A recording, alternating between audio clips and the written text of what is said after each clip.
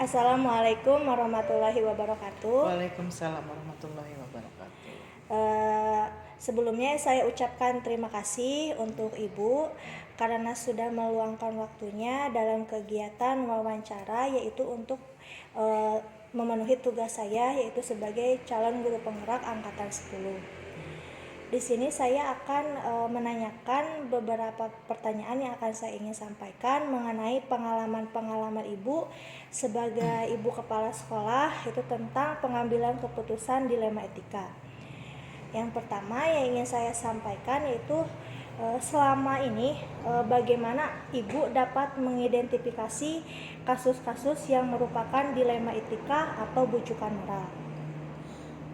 Terima kasih, mudah-mudahan jawaban selama observasi ini mudah-mudahan bisa diambil manfaatnya tentang permasalahan yang terdapat di SDN Dharmaraja 3. Memang tentang dilema etika ini merupakan suatu permasalahan yang sama-sama harus dituntaskan, walaupun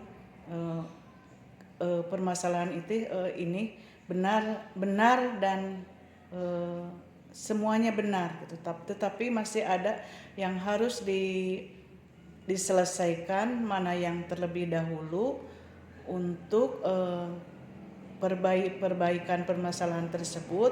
Maka untuk mengatasi permasalahan tersebut, terutama yang pertama mengidentifikasi suatu permasalahan itu dengan menganalisis permasalahan yang ada, sehingga semua permasalahan itu dipertimbangkan mana yang terlebih dahulu kita selesaikan agar manfaat dari penyelesaian masalah itu dapat berkontribusi kepada anak.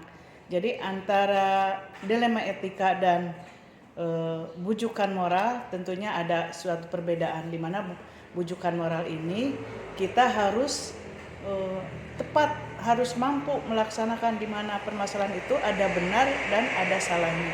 Jadi perbedaan antara dilema etika dengan bujukan moral itu jelas sekali, di mana dilema etika itu kita harus mempertimbangkan karena permasalahan itu sama-sama benar menurut pandangan kita. Jadi kita harus menganalisis dulu mana untuk mengidentifikasi kasus-kasus itu, dipertimbangkan mana yang lebih banyak bermanfaat bagi semua anggota, baik itu anak, baik itu untuk anggota sekolah yang lain. Baik Bu, jadi untuk mengatasi masalah-masalah yang ada, kita harus menganalisis terlebih dahulu ya Bu. Ya. Apakah itu merupakan kasus dilema etika ataupun bujukan moral. Nah, selama ini bagaimana Ibu menyampaikan atau menjalankan pengambilan keputusan di sekolah Ibu, terutama untuk kasus-kasus di mana ada dua kepentingan yang sama-sama benar atau sama-sama mengandung nilai kebajikan itu. Ya karena tadi permasalahan mengenai dilema etika itu sama-sama benar keduanya, kita berkonsultasi dengan yang lain, misalnya dengan guru kelas ataupun bisa saja dengan orang tua juga kalau permasalahannya menyangkut di masyarakat, dengan kondisi anak dengan masyarakat, di mana kita harus mempertimbangkan mana keputusan itu yang lebih baik, yang bisa bermanfaat bagi terutama bagi anak, walaupun menurut semuanya bahwa dilema etika itu adalah benar, tetapi kita harus bisa mengambil suatu kesimpulan atau menyelesaikan masalah itu di mana kemanfaatannya lebih cenderung kepada anak. Baik Ibu. Kemudian langkah-langkah atau prosedur seperti apa sih yang biasa Ibu lakukan selama ini?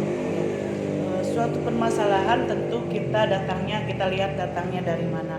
Apakah itu datangnya dari guru kelas, ataupun dari kita menemukan sendiri, ataupun dari orang tua siswa, misalnya di rumah ada masalah yang akan disampaikan oleh orang tua maupun komite. Kita lihat dulu bagaimana dilema etika itu, apakah hal tersebut harus saya memberikan permasalahan itu harus diselesaikan, bisa dapat diselesaikan dengan sendiri ataupun dengan yang lain. Tentunya kita harus mengadakan kerjasama antara baik orang tua ataupun guru kelas itu sendiri ataupun dengan rekan kerja yang lainnya. Tentunya kita harus melakukan kerjasama agar dalam menyelesaikan permasalahan itu menghasilkan suatu keputusan yang bermanfaat dan bisa dilaksanakan dengan secara efektif. Ya. Dari permasalahan-permasalahan tadi ya Bu ya, hal-hal apa saja sih yang selama ini yang Ibu anggap efektif dalam pengambilan keputusan pada kasus-kasus dilema etika? Ya, permasalahan yang kita hadapi tentu harus dilaksanakan atau diselesaikan secara efektif mungkin. Mungkin setelah kita mendengar suatu kasus, tentu kita harus cepat tanggap. Kita harus segera menyelesaikan masalah tersebut. Nah, apabila masalah ini diselesaikan dengan waktu yang begitu cepat, nah itulah masalah itu disebut efektif. Nah, masalah ini tentunya beraneka ragam. Kita juga harus mendengar pendapat dari berbagai pihak. Ya, secepat mungkin kita ada berbagai masukan dari berbagai pihak. Nah, maka permasalahan yang dialami oleh seseorang atau yang dinamakan dilema etika itu, kita akan cepat melaksanakan atau menyelesaikan permasalahan itu sehingga kami atau saya juga sebagai kepala sekolah dapat memutuskan jalan terbaik dalam menyelesaikan masalah tersebut. Ya. Jadi untuk pengambilan keputusan pada kasus-kasus dilema etika ini, jadi kita harus mendengarkan ya dari berbagai pihak gitu kan mengenai dilema etika dalam kasus tersebut. Nah, kemudian apa sih atau apakah yang Ibu miliki sebuah tata kala atau jadwal tertentu dalam sebuah penyelesaian kasus dilema etika ini? Apakah Ibu langsung menyelesaikan di tempat atau memiliki sebuah jadwal untuk menyelesaikannya, bentuk atau prosedur seperti apa yang Ibu jalankan nanti?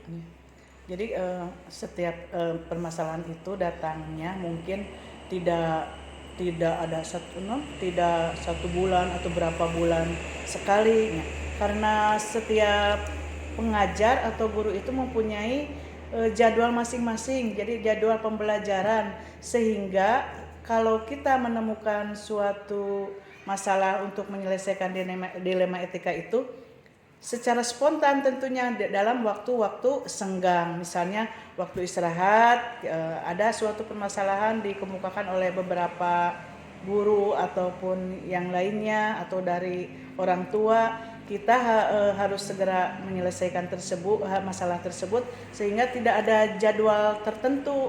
Jadi waktu masalah itu muncul, itu harus segera kita laksanakan permasalahan tersebut diselesaikan sehingga permasalahan tersebut dapat cepat selesai. Jadi kalau munculnya ada permasalahan, jadi langsung kita selesaikan. Jadi karena jadwal pembelajaran guru itu secara setiap hari itu guru itu sibuk dengan pembelajaran, maka ada waktu senggang kita melaksanakan diskusi, misalnya dalam kombel, tidak hanya permasalahan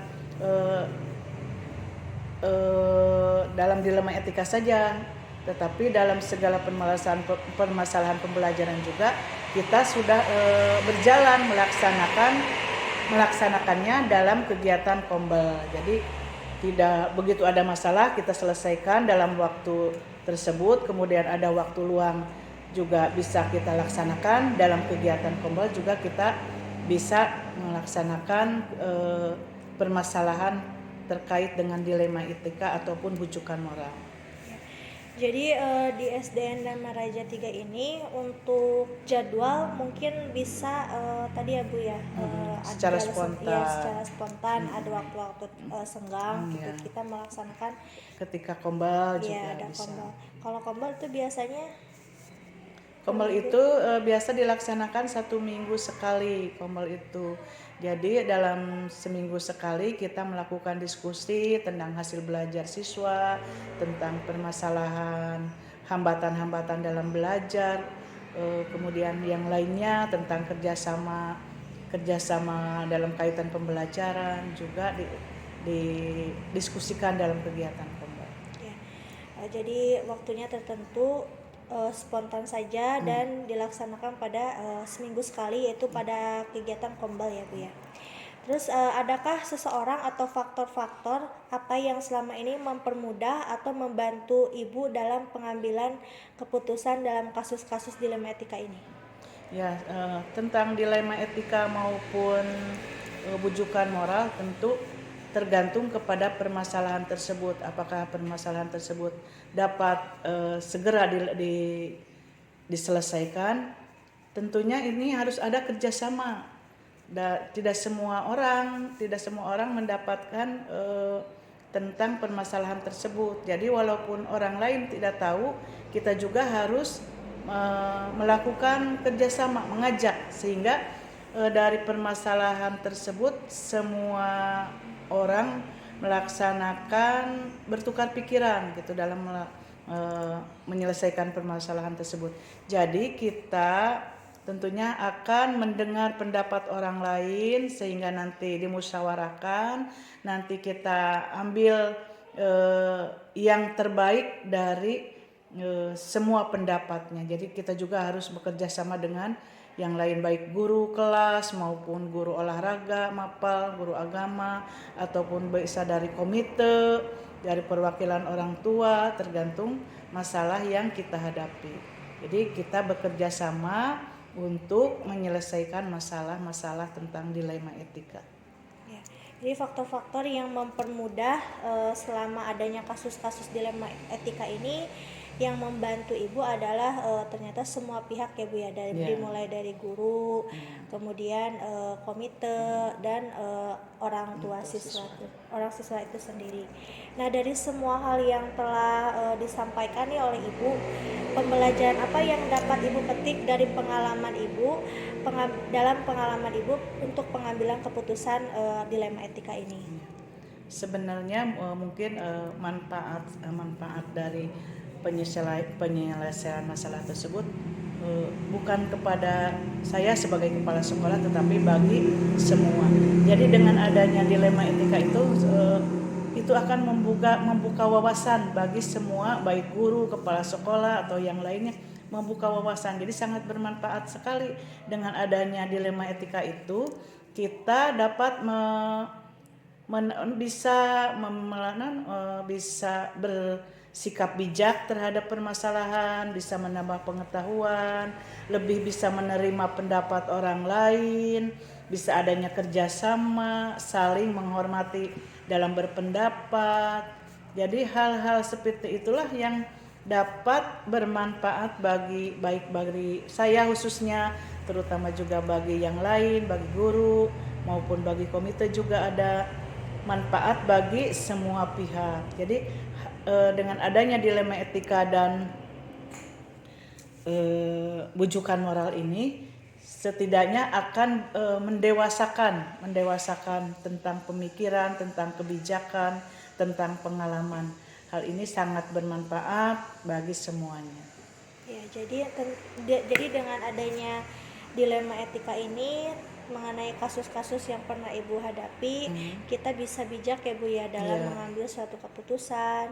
Terus kita bisa berkolaborasi juga dengan guru, dengan komite, dengan siswanya juga, dengan orang tuanya juga dalam mengambil suatu keputusan mengenai kasus-kasus yang ada di sekolah ini ya Bu ya. Ibu, mungkin itu yang dapat saya sampaikan mengenai dilema pengambilan keputusan dilema etika ini. Terima kasih atas waktunya. Saya ucapkan lagi terima kasih sudah meluangkan waktunya. Wassalamualaikum warahmatullahi wabarakatuh. Waalaikumsalam warahmatullahi wabarakatuh. Assalamualaikum warahmatullahi wabarakatuh. Waalaikumsalam warahmatullahi wabarakatuh. Selamat pagi Pak. Pagi. Ya. Perkenalkan nama saya Kafa Salihah, Ya. calon guru penggerak angkatan 10 dari SDN Dharma Raja 3 Ya. Kabupaten Sumedang. Ya. Bapak terima kasih sudah menyempatkan waktunya untuk kegiatan kita yaitu berdiskusi hari ini. Ya, siap. Di sini saya ingin sharing ya Pak, ingin Ya, tahu juga boleh. pengalaman Bapak mengenai pengambilan keputusan sebagai kepala sekolah dalam dilema etika. Siap. Ya. Oke, siap. Ya, Bapak di sini ada beberapa pertanyaan yang Ya. akan saya sampaikan kepada Bapak. Ya, silakan. Yang pertama yaitu yang ingin saya tanyakan, selama ini bagaimana Bapak dapat mengidentifikasi kasus-kasus yang merupakan dilema etika atau bujukan moral? Oke. Nah, terkait dengan dilema etika atau bujukan moral itu kan bisa dipilah ya, mana yang menjadi dilema, mana yang menjadi bujukan moral. Nah, sebagai kepala sekolah, saya sering menghadapi beragam masalah, ya, baik itu dari luar sekolah maupun dari dalam sekolah itu sendiri. Ya, berdasarkan permasalahan tersebut, ada yang menjadi dilema ketika saya akan mengambil keputusan, kan? Nah, yang dihadapi pada situasi harus memilih antara dua pilihan, di mana keduanya ini sama-sama secara moral benar gitu ya, tetapi bertentangan dalam pengambilan keputusan. Nah, sedangkan bujukan moral, saya dihadapkan pada permasalahan benar melawan salah. Nah, kemudian ini permasalahan termasuk dilema etika, pilihannya tidak melanggar hukum dan norma-norma yang berlaku. Jika permasalahan teridentifikasi memenuhi syarat tersebut, maka kasus itu masuk ke dalam dilema etika. Begitu juga sebaliknya, jika syarat tidak terpenuhi, maka termasuk kepada bujukan moral. Nah, sebagai kepala sekolah, dalam mengambil sebuah keputusan itu saya pertimbangkan dari berbagai saran, masukan, kemudian informasi, fakta, ya. Dan segala keputusan yang saya ambil itu berdasarkan aturan dari pemerintah dan aturan yang dibuat oleh sekolah, bersinergi untuk menciptakan suasana sekolah yang lebih nyaman, lebih aman, sesuai dengan visi sekolah itu sendiri. Nah, jadi tadi kalau kita dihadapkan dengan dilema etika, saya mengambil keputusan itu berdasarkan dari satu aturan dari pemerintah, kemudian aturan yang dibuat oleh sekolah, kemudian bersinergi dengan berkolaborasi dengan guru-guru, ya, meminta saran atau masukan dari rekan kerja di sekolah itu. Nah, seperti itu. Ya baik Pak, jadi Bapak dalam mengidentifikasi kasus-kasus itu yaitu berdasarkan aturan pemerintah ya Pak ya, pemerintah, sekolah, kemudian berkolaborasi dengan rekan atau guru-guru yang ada di sekolah tersebut. Betul. Ya. Ya baik Pak, yang kedua itu selama ini bagaimana Bapak menjalankan pengambilan keputusan di sekolah Bapak, terutama untuk kasus-kasus di mana ada dua kepentingan yang sama, benar atau sama-sama mengandung nilai kebajikan. Nilai kebajikan ya. Oke.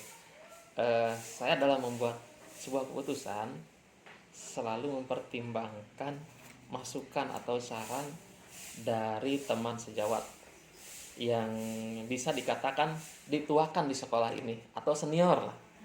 Nah, artinya misalnya guru yang dianggap senior atau bisa wakil kepala sekolah, atau meskipun di SD itu tidak ada wakil kepala sekolah, tapi yang dianggap dituakan ya di sekolah. Nah, untuk membantu tugas-tugas kepala sekolah itu, seseorang ya bisa ditunjuk ya untuk membantu. Kemudian pada kondisi tertentu saya tidak bisa memecahkan suatu masalah, ya meminta pendapat dari yang ditunjuk tadi, ya, atau dari rekan-rekan yang lain, atau bisa langsung kepada pengawas sekolah untuk mencari solusi yang terbaik. Nah, itu jadi sering dilakukan kalau misalnya ada yang berhubungan dengan pemecahan masalah yang tidak bisa diselesaikan eh, sendiri oleh saya biasanya bermusyawarah dengan guru yang senior tadi. Nah, misalnya eh, solusinya seperti apa nih? Nah, jika tidak bisa, berarti saya akan konfirmasi dengan pengawas sekolah. Nah, itu pun bisa dijadikan sebagai langkah dalam pengambilan keputusan jika kepala sekolah tidak bisa memutuskan sendiri, ya tidak bisa mengambil keputusan itu karena misalnya ini sama-sama berat gitu kan, kasusnya sama-sama mengandung kebajikan dan tipis, ya kasus-kasus yang kalau ini diambil bagaimana yang ini. Nah, jadi harus ada win-win solution. Nah, itu seperti itu. Ya berarti harus ada sama guru senior ya Pak ya. Terus kalau misalnya susah gitu kita untuk susah mengambil keputusan tersebut gitu, dilema. Dilema betul. Kita konsulnya dengan Pengawas sekolah. Ya. Kemudian langkah-langkah atau prosedur seperti apa yang biasanya Bapak lakukan selama ini? Ya. Biasanya saya terlebih dahulu itu mencari informasi dari berbagai pihak.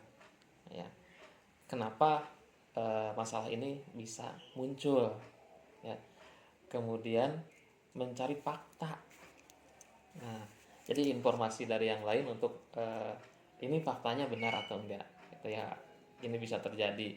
Kemudian ya informasi itu baik dari teman, rekan sejawat, bisa juga komite sekolah, bisa orang tua, bergantung permasalahannya berkenaan dengan apa. Nah, lalu setelah didapatkan informasi berdasarkan fakta tersebut, maka saya melakukan analisis. Ya, dianalisis ya, kemudian ambillah keputusan yang terbaik. Nah, langkah-langkahnya itu. Jadi mencari informasi dengan fakta-fakta, kemudian analisis dan ambil keputusan yang terbaik. Itu langkah yang sering dilakukan. Baik Pak, jadi cuma mencari fakta ya Pak ya, Ya. kemudian menganalisisnya dan kemudian kita ambil keputusan yang terbaik. dari masalah tersebut ya Ya. Pak ya. Kemudian hal-hal apa saja yang selama ini Bapak anggap efektif dalam pengambilan pada kasus-kasus dilema ITK? Nah, sebuah keputusan yang diambil biasanya yang dianggap efektif bila masalah yang diselesaikan itu bisa berjalan, keputusannya secara objektif tidak memihak gitu ya. Nah, dan dapat diselesaikan secara bijaksana tanpa menyakiti perasaan dari salah satu pihak. Ya, jadi baik itu guru, teman sejawat atau guru dengan orang tua siswa dan lain sebagainya, dan juga bisa juga guru dengan siswa itu sendiri. Nah, selain itu juga langkah yang dilakukan itu mengidentifikasi permasalahan dengan mencari informasi tadi terhadap pihak-pihak yang terlibat dalam permasalahan, kemudian melakukan pertemuan atau musyawarah dengan melibatkan semua pihak ya, sehingga titik temu kesepakatan bersama dengan keputusan yang terbaik itu dapat dipertanggungjawabkan. Nah, sehingga keputusan yang terbaik itu tidak menyakiti atau tidak berat sebelah terhadap satu pihak, tapi harus sama-sama enak. Tadi ke pihak yang ini enak, ke pihak yang ini juga enak, tidak tersakiti. Jadi win-win solution tadi. Nah, itu sama-sama enak, sama-sama menang gitu, sama-sama tidak dirugikan. Nah, harus sama-sama menang dan jangan merugikan orang lain ya, ya, betul. Supaya dalam penyelesaian masalahnya juga nyaman gitu ya Pak. Nah, jadi tidak ada efek jangka panjang gitu. Baik Pak. Nah, kemudian hal-hal apa saja yang selama ini merupakan tantangan Bapak dalam pengambilan keputusan pada kasus-kasus dilema etika itu? Nah, yang menjadi tantangan dalam mengambil sebuah keputusan Bu ya, terutama oleh kepala sekolah ya, terkadang tidak memuaskan semua pihak ya. atau sebagian pihak. Ya, harusnya tadi kan ada win-win solution. Kadang yang diambil itu tidak memuaskan. Nah, tentu saja ini harus diberikan pengertian kepada satu pihak yang lain yang bermasalah atau terkait dengan keputusan tersebut. Nah, misalnya dalam rapat musyawarah guru di dalam pembagian kelas. Nah, ada guru A ingin di kelas 2 misalnya. Kemudian guru B juga ingin di sana. Nah, atau misalnya contoh lain, guru C ingin di kelas 5. Tidak mau ditaruh di kelas 6. Nah, itu kan ada permasalahan ya. Nah, perbedaan pendapat ini bisa terjadi. Namun, bagaimana keputusan yang diambil, yang saya ambil itu bisa dinilai bijaksana oleh semua pihak yang tadi yang terlibat. Nah, artinya guru A ini dan guru B ini ya sama-sama tadi ingin di kelas 2. Kita kasih istilahnya pandangan. Kemudian saya juga mengidentifikasi guru A dan guru B, mana yang lebih kompeten ya, yang lebih dianggap bisa untuk menangani anak didik di kelas 2 tersebut. Nah, kalau misalnya yang tadi misalnya guru C tidak mau disimpan di kelas 6, di kelas tinggi gitu kan. Nah, itu juga lihat kemampuan kompetensinya untuk siswa kelas 6 seperti apa, siswa kelas 5 seperti apa. Nah, jadi dalam mengambil keputusan itu juga harus mengidentifikasi latar belakang individunya gitu. Nah, seperti itu yang sering dilakukan. Jadi keputusan itu enak untuk mereka, juga enak untuk pribadi kepala sekolah. Nah, itu yang dilakukan. Ya, itu menjadi suatu tantangan Bapak ya Pak ya, dalam menangani kasus tersebut. Tentu, jadi itu pasti ada hal-hal yang harus dipecahkan gitu kan, ketika tahun ajaran baru ini saya tidak mau di sini, ini ingin di sini. Nah, jadi didasarkan kepada kompetensi guru itu sendiri, kemampuannya dalam pembelajaran baik itu di kelas rendah ataupun kelas tinggi. Nah, jadi melihat kemampuannya dulu, baru kita putuskan untuk penempatan pembagian tugasnya di kelas mana, seperti itu. Ya, baik Pak. Itu menjadi suatu tantangan ya Pak ya Betul. buat Bapak. Kemudian apakah Bapak memiliki sebuah tata kala atau jadwal tertentu dalam sebuah penyelesaian kasus dilema etika? Kemudian apakah Bapak langsung menyelesaikan di tempat atau memiliki sebuah jadwal untuk menyelesaikannya, bentuk atau prosedur apa sih yang Bapak jalankan? Oke. Nah, tentang jadwal ya. Nah, ketika saya melakukan penjadwalan yang dalam menyelesaikan kasus dilema etika dengan memanggil secara bergantian yang bersangkutan gitu ya. Nah, setelah didapatkan jalan penyelesaian, saya mempertemukan kedua belah pihak yang bermasalah dan menyelesaikan permasalahan tersebut secara baik dan bijaksana. Nah, jika permasalahannya ini ringan, bisa diselesaikan hari itu. Jika permasalahannya ini berat, bisa kita jadwalkan ulang untuk pemecahan masalah. Misalnya minggu ini tidak bisa diselesaikan, bisa minggu depan. Nah, jadi untuk permasalahan-permasalahan yang ringan itu bisa diselesaikan seketika. Kalau permasalahannya berat, itu harus diselesaikan penjadwalan ulang. Artinya untuk permasalahan-permasalahan yang berat itu kan tadi harus ada analisa fakta, kan, informasi dari berbagai pihak, ya, dari kemudian 9 langkah ya pengambilan keputusan itu harus kita pertimbangkan baik-baik ya, bagaimana pelaksanaannya. Nah, jadi sebagai kepala sekolah itu ketika ada kasus yang berat tidak mungkin diselesaikan satu hari ya, secara langsung di tempat itu, tapi Kita juga bisa berkonsultasi dengan rekan yang ada di sekolah atau dengan rekan-rekan kepala sekolah atau dengan pengawas. Nah, jadi artinya tadi untuk penjadwalan itu yang kasusnya ringan bisa diselesaikan hari itu, yang kasusnya berat berarti harus ada waktu yang dibutuhkan itu lebih panjang. Nah, itu. Jadi Iya. tergantung kasusnya ya Pak ya, Betul. untuk penjadwalan waktu itu. Nah, itu tergantung kasus yang dihadapi. Iya. Tuh, ya. Kemudian, adakah seseorang atau faktor-faktor apa yang selama ini mempermudah atau membantu Bapak dalam pengambilan keputusan dalam kasus-kasus dilema etika? Oke, ya faktor ya. Sebetulnya faktor ini pasti sangat berpengaruh terhadap pengambilan keputusan, untuk bisa mempermudah, untuk membantu dalam pengambilan keputusan diperlukan koordinasi, komunikasi, dan komitmen, nah, yang baik dengan pihak-pihak yang terlibat tadi.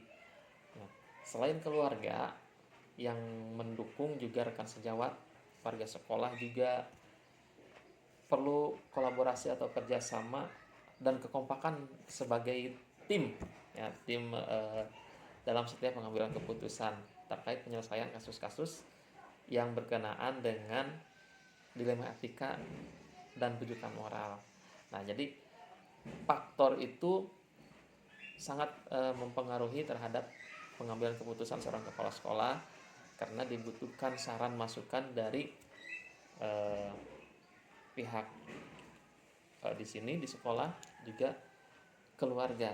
Nah, misal gini, ketika di sekolah saya membutuhkan saran dan masukan dari rekan kerja, ya, untuk pemecahan masalah ini. Ketika di rumah bercerita ada permasalahan seperti ini, harus seperti apa. Nah, jadi dengan berbagai faktor tadi, insya Allah akan mempermudah kita sebagai kepala sekolah untuk mengambil keputusan tersebut.